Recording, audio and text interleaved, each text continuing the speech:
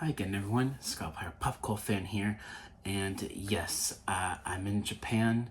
I'm in Osaka, and it's been a really great trip so far. And you know, it's interesting because the day me and my family left for Japan, the Godzilla Minus One movie just hit streaming, like internationally, like outside of Japan, and I got it on my Prime account and I watched it, uh, and I want to do my review for it. And yeah, this movie hitting streaming now was perfect timing. It really was, because I'm in Japan now, and I think it's either the next city or the city after that. We're going to be staying in Tokyo, and I can't wait. I'm really looking forward to Super Nintendo World. I'm looking forward to Disneyland and Disney Sea, the different like theme parks within the Disney attractions, and some of the new rides that I've never been on before. I can't wait to go on those. And also, there's this Harry Potter thing that's going on in Tokyo where it's like behind the scenes kind of stuff, and it's like really big props that makes it seem like you're in the scene with a character and stuff like that in Tokyo, and I'm really looking forward to that. So yeah, and I just wanted to give a brief update on my trip and what it will be like, and I will definitely post photos to this channel and share my experience with you, some of that experience with you all. So okay, going into my review for Godzilla Minus One, I definitely like this movie a lot more than Godzilla X Kong: The New Empire, because both movies are completely different. They're both completely different with completely different tones. Like Godzilla X Kong is sort of like the fast food of cinema in a way, and whereas with this movie, Godzilla Minus One, it's a serious, dramatic, emotional film, because it's in this particular time frame, not too long after World War II.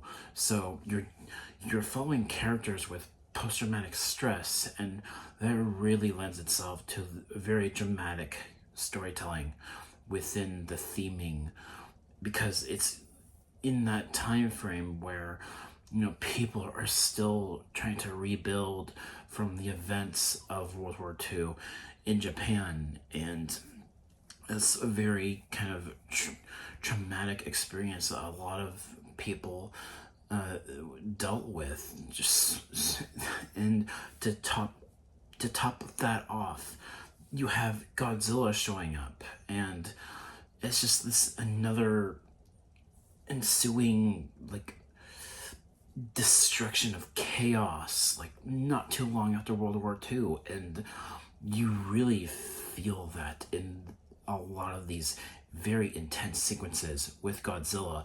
And this, I would argue that this movie feels more like a horror film in a few instances, where it's like the Jaws of the Godzilla franchise, and I love that. There's some great action sequences with Godzilla in this, and it's a very intimidating force. You feel its presence, and it the intense sequences help with the gravity of what's going on, because you care about the human characters. I love the two leads in this film. These are all Japanese names. This movie is completely in Japanese, but you can watch it with English subtitles, and that's what I did. And yeah, this is definitely like a movie that is a little bit more akin to, say, like I mean, not necessarily like similar, but sort of in the same vein as like the Planet of the Apes reboot films, where it focuses more on the human, or it focuses more on being an emotional story, character-driven drama, and has like the action in the background, and with the strong writing, the strong performances, and the really good music, the score, and all of that just builds to this really great piece of cinema.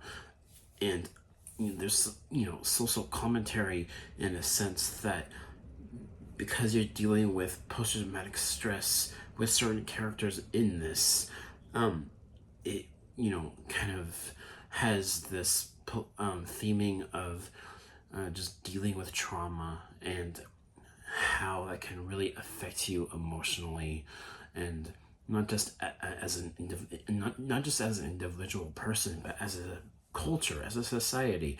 And there's a really strong aspect of this film to me. And I will admit that there are parts where it can feel a little bit of a slow burn, but I that's just because this movie is focusing more on the characters, and their emotional, journeys throughout the film. And I loved it. I don't really have any flaws with this movie. And when it had action sequences, it was really intense and really great action sequences. And another thing I'd argue about with Godzilla in this movie is that he actually feels like a horror character, and that's another thing about this movie that I absolutely loved. And I think this might be my favorite Godzilla movie, compared to like the American films that have been released since like 2014 or 2016. Yeah, out of all those movies that were released within the MonsterVerse, comparing this, yeah, Godzilla minus one is far superior, and I loved it. This is an A+ grade of a film, and I don't know if they'll do a sequel. There was like a not necessarily like a tease of what would come next, but the movie ended in a way where Godzilla could potentially come back, and I liked that. And I also, speaking of the characters, it can be hard for me to pronounce the names, because they're all Japanese names, but I loved the lead character because you're following him. He's like this failed kamikaze pilot from World War II, and he goes through this arc throughout the film where he's just questioning why he's still here. He's questioning why he's still alive, and because he's gone through traumatic event after traumatic event after traumatic event. And by the end of the film, when he's finally facing when he finally faces his demons, he owns up to being who he wants to be, and sort of comes full circle to the kind of war hero that he was during World War II, and kind of becomes that again by the end of the film. And that's another thing that I loved about his character. I thought it was a great arc, and I loved his family that he had with the woman that he had a relationship with throughout the film, and the girl, the little baby girl. And there's just some really great moments there. This movie has some heartfelt moments, and it ends in a way where it's a very hopeful ending, and I really liked that. So that's all I will say about that. But yeah, I love this film. That is my review. Thank you so much for watching, and I know I'm on vacation right now, so I'll probably do it. I'll start making more videos again once I'm back from vacation, and I'll post some more photos from my trip as the time goes on. So thank you guys, and I'll see you all next time. Peace.